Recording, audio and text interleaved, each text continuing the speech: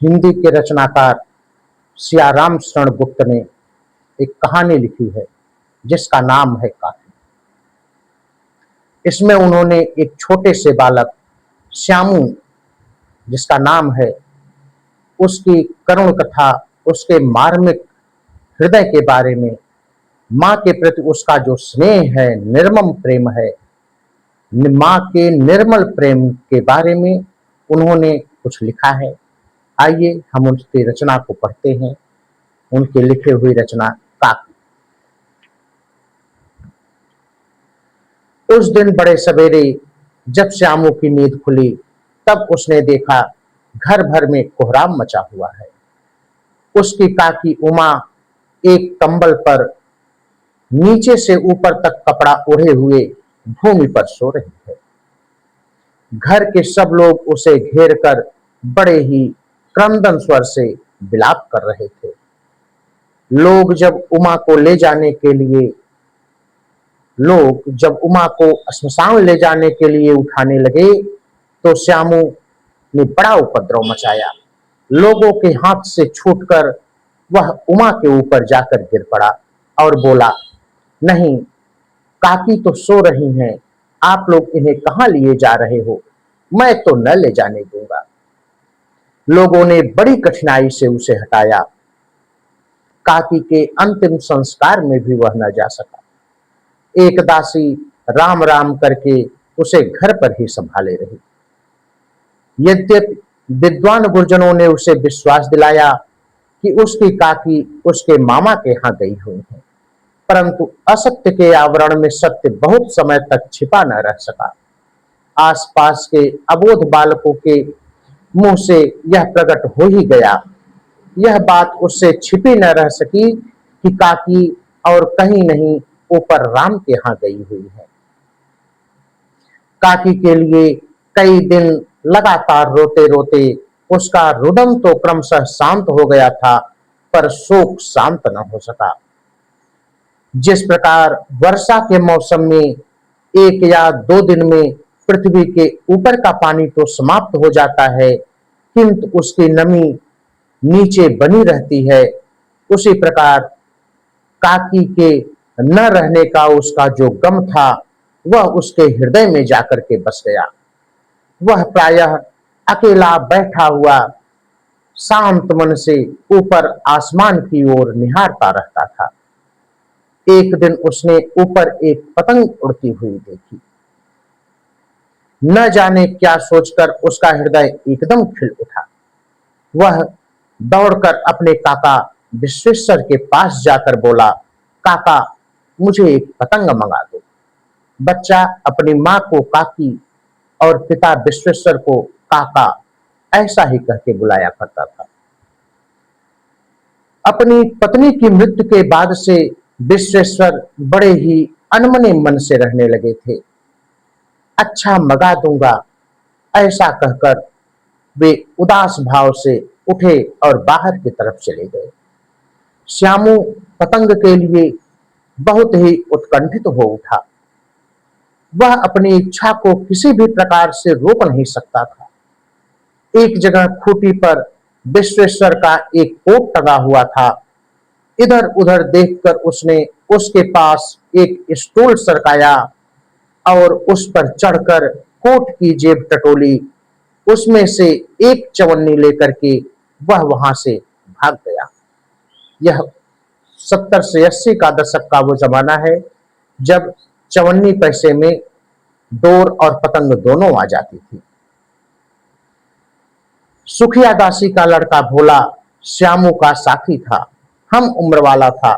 श्यामू ने उसे चवन्नी देकर कहा, अपनी दीदी से कह करके पतंग और डोर मंगवा देना, लेकिन याद रहे चुपचाप मंगवाना, किसी को इसकी खबर न लगने पाए। पतंग आई, एक अंधेरे घर में उसमें डोर बांधी जाने लगी। श्यामू ने धीरे से कहा, भोला, अगर किसी से कह न तो तुझे एक राज की बात बताऊं। भोला बोला, बिल्कुल बता, किसी से नहीं कहूंगा। तब श्यामू ने अपने दिल की बात बताई। बोला, मैं यह पतंग ऊपर राम के घर भेजूंगा, इसे पकड़कर काकी नीचे उतर आएंगी। लिखना नहीं जानता, नहीं तो इस पर उनका नाम लिख देता, जिससे पतंग ठीक उन्हीं के पास पहुंचती।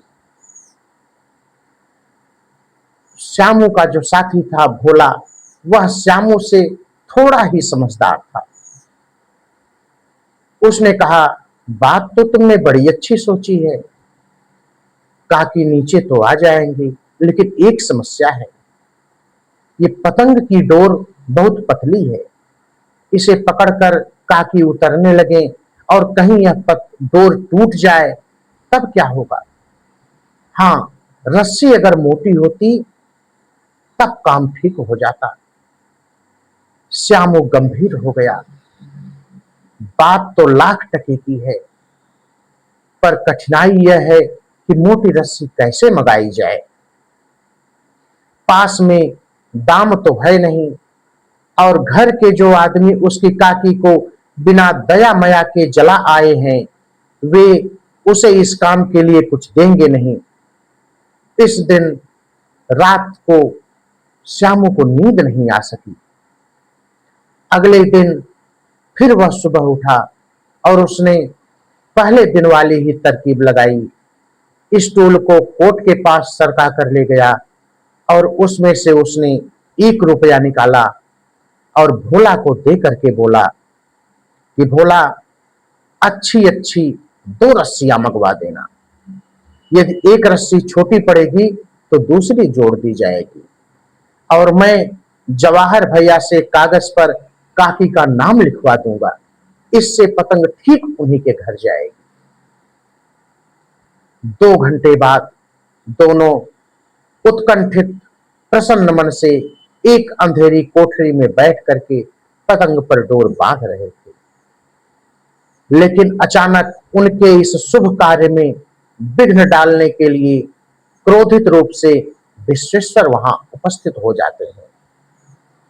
भोला और श्यामू को धमकाकर उन्होंने कहा, हमारे कोट से रुपया किसने निकाला? भोला सकपका गया। एक ही डांट में वह मुखबिर बन गया। बोला, श्यामू भैया ने रस्सी और पतंग मंगाने के लिए निकाला था।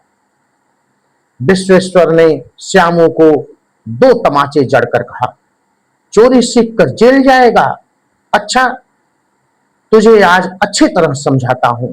ऐसा कहकर के उन्होंने 2-4 थप्पड़ और जड़े और उनकी पतंग को फाड़ डाला।